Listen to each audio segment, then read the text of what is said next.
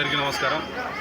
ఈరోజు ఆంధ్రప్రదేశ్ రాష్ట్ర ఆదేశాల మేరకు అలాగే గౌరవ ముఖ్యమంత్రి శ్రీ నారా చంద్రబాబు నాయుడు గారు అలాగే ఉప ముఖ్యమంత్రి పంచాయతీరాజ్ శాఖ మంత్రి మార్చులు పవన్ కళ్యాణ్ గారి ఆదేశాల మేరకు ఈరోజు ఏదైతే ఎన్ఆర్జీఎస్ ద్వారా రైతులకు ఇచ్చినటువంటి గోకులం షెడ్స్ ఈరోజు నిన్న ప్రభుత్వ అధికార లాంఛనాలతో ప్రారంభించడం జరిగింది.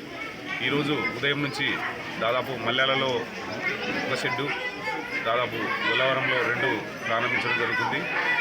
గౌరవ సర్పంచ్ వారు, ఎంపీటీసీలు, తెలుగుదేశం మాజీ ఎక్స్ఎంపీపీ ప్రసాద్ రెడ్డి గారు, పవన్ రెడ్డి గారు అందరి సహాయ సహకారాలతో ఈరోజు గ్రామాలన్నీ కూడా అభివృద్ధి చేస్తున్నాం.